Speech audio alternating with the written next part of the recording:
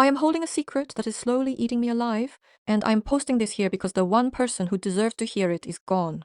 For years, I lived a double life. To my family, I was just a quiet, struggling teenager trying to find my way. But to myself, I was a thief. I stole thousands of dollars from my mother's purse, dollar by dollar, 20 by 20, just to feed a dark secret that I hid from the entire world. It started during the fall of my senior year. After a football injury, I was prescribed heavy painkillers. At first, they just took away the physical ache in my shoulder. But soon, they started numbing a different kind of pain, the anxiety, the pressure, the overwhelming weight of feeling like I wasn't enough. When the doctor finally refused to refill my prescription, the physical dependency didn't care about the rules. The withdrawals hit me like a truck and I became desperate. I didn't have a job, and the street prices for those pills were more than I could ever dream of having. That was the night I found myself standing in our dimly lit kitchen at 3 a.m. My mom's faded leather purse was sitting right where it always was, on the kitchen counter, next to the car keys. My hands were shaking so badly I could barely open the zipper. I remember the cold sweat running down my back as my fingers brushed against the cash inside. I only took a single $10 bill that night, whispering to myself that it was just a one-time thing. I convinced myself she would just assume she spent it on a coffee or a parking meter. But when that $10 bill successfully bought me my next hit, a boundary in my mind was permanently shattered. The fear of getting caught was completely swallowed by the terrifying relief of getting high. I didn't realize it yet, but that single night was the exact moment I traded my mother's trust for a temporary escape. What started as a $10 bill soon became a daily routine. $10 turned into 20, and 20 quickly became 50 as my body craved more pills just to feel normal. I became a ghost in my own home, mastering the art of the silent theft. I knew exactly which floorboards in the hallway creaked, how to slide the zipper of her purse without making a sound, and precisely what time my mom fell into her deepest sleep. The guilt was heavy, but the addiction was heavier. To keep from getting caught, I had to watch her every move. I started tracking her habits, knowing when she went to the grocery store and when she paid the monthly utility bills. But my mom wasn't rich. She worked long hours on her feet as a cashier, and she kept track of every single cent. By the third month, she began to notice the gaps in her budget. I'll never forget the evening. I walked into the kitchen and found her sitting at the table, surrounded by crumpled receipts and her small bank ledger. Her brow was furrowed and she was crying silently, counting a small stack of bills over and over again. She looked up at me with her tired, loving eyes and whispered that she felt like she was losing her mind. She told me she was certain she had a $50 bill in her wallet that morning, but now it was gone. Instead of confessing, I looked her dead in the eye and lied. I told her she was probably just stressed and getting forgetful in her old age. I let her bear the blame for my crimes, watching her internalize the stress of her missing money. Just so I could protect my secret, our relationship became a minefield of unspoken tension. She began hiding her purse in different spots around her bedroom, thinking she was protecting her money from some invisible intruder or her own fading memory. But no matter where she hid it, I always found it. The desperation of withdrawal made me a master detective. Then one Friday evening, everything changed. I came home late, sweating and shivering from an impending crash, needing to get into her room while she was taking a shower. I slipped inside, reached my hand into her usual hiding spot in the closet, and pulled out her wallet. As I opened it, a small folded piece of paper fell out onto the floor. I picked it up, unfolded it, and froze as I read my mother's handwriting. The note was small, written on a torn piece of a grocery receipt. In her shaky, familiar cursive, it read, "Please stop, I don't have much left." My heart completely stopped. She knew. She had known for God knows how many weeks, maybe even months. She hadn't lost her mind. She hadn't been getting forgetful. She had been sitting across from me at the dinner table, looking into the eyes of her child, knowing that I was the one stripping her of her hard-earned money and her peace of mind. I stood there in the middle of her bedroom, the stolen $20 bill still clutched in my sweaty palm, listening to the sound of the shower running in the background. Every instinct in my body screamed at me to drop the money, confess right then and there, and beg for her mercy. But the dark, twisting hands of addiction do terrible things to your soul.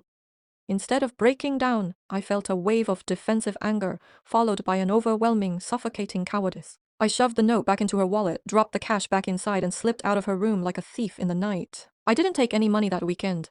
I endured the sweating, the shaking, and the agonizing headaches of withdrawal, just because I couldn't bear the thought of looking at her wallet again. But a week later, the cravings won. I convinced myself that if I just went to a different hiding spot, or if I only took small change, it would be fine. I became even more calculating, completely ignoring the silent plea she had left for me. Our home turned into a silent battlefield. My mom stopped asking me about my day. She stopped looking at me with that soft, warm pride, replacing it with a heavy, sorrowful gaze that made me want to crawl out of my own skin. We were playing a twisted game of chicken, both of us waiting for the other to break first. Months blurred into a year, and the distance between us grew into a canyon. I eventually managed to get a part-time job, not to pay her back, but to fund my habit legally so I could finally stop looking at her purse. Slowly, the physical stealing stopped, but the emotional theft was already done. The trust was entirely gone.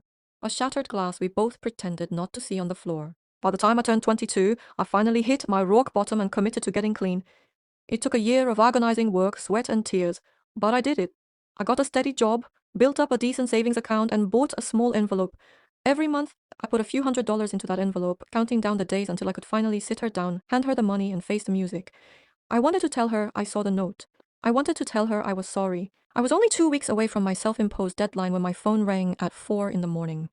The ringing of a phone at 4 in the morning never brings good news. I scrambled to grab it off my nightstand, my heart immediately leaping into my throat. It was my sister. Her voice didn't even sound human. It was just a series of choked, breathless sobs before she finally managed to scream the words that shattered my reality. Our mother had suffered a massive stroke in her sleep. By the time the ambulance arrived at the house, she was already gone.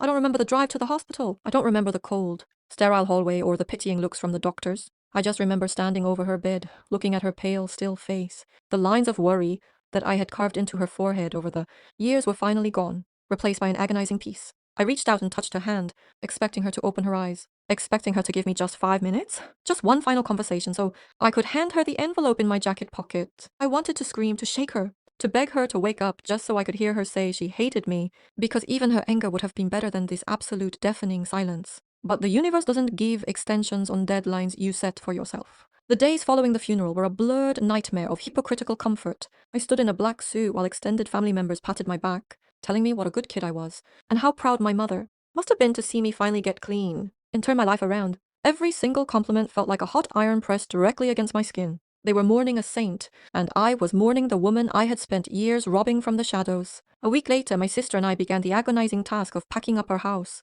We divided her clothes, her books, and her old dishes, but when it came to her bedroom closet, my sister handed me a small cardboard box. Inside was her old faded leather purse, the same one I used to unzip in the dark. My hands shook as I opened it. The cash compartment was empty, but tucked into the side pocket, I found her small monthly budget planner. I opened the pages and my breath caught in my throat. Starting from the exact year my addiction began. She hadn't just tracked her bills. She had kept a meticulous log of every single dollar that went missing. Beside each stolen amount, she had written down the things she had to cut back on to make up for the loss. Missing $20, skipped lunch this week.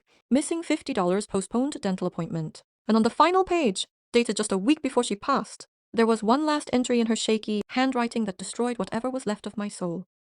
The final entry wasn't a calculation of debt. It was just a short paragraph. Written on the day I had celebrated my 1-year mark of being clean. She had written, "My boy looked so happy today. His eyes are clear again. I don't care about the money. I just want my son back. I pray he knows I was never angry. I was just scared for him." I fell to my knees on her bedroom floor, clutching that stupid planner to my chest as the tears finally blinded me. She knew everything. She knew about the pills, she knew about the thefts, and she knew exactly how much I had taken from her. But instead of hating me, instead of calling the police or kicking me out onto the street, she had secretly starved herself and skipped her own medical appointments just to keep her autic son alive and sheltered. She didn't want the money back. She just wanted me to survive. I took the envelope filled with cash out of my jacket, the thousands of dollars I had painfully saved up to buy my own peace of mind, and laid it gently inside her empty purse. It felt pathetic. It felt insulting. A stack of paper could never replace the lunches she skipped, the teeth that turned painful because she couldn't afford the dentist, or the years of agonizing stress I had forced her to carry alone. Now I am 2 years sober.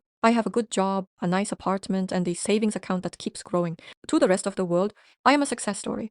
A kid who beat the odds and conquered his demons. But every time I look in the mirror, I don't see a survivor. I see a thief who ran out of time. I ended up donating all the confession money to a local rehabilitation center under her name. But it didn't wash the stains off my hands. If you're reading this and you're stealing from your family, or hiding a dark secret because you think you can just fix it later when you're in a better place, stop. Do it today. Sit down, swallow your pride, and tell them the ugly truth while they are still here to hear it. Because the most terrifying thing about death isn't that you lose the person you love. It's the realization that you are trapped in a room with a confession they will never hear, begging a grave for a forgiveness it cannot give.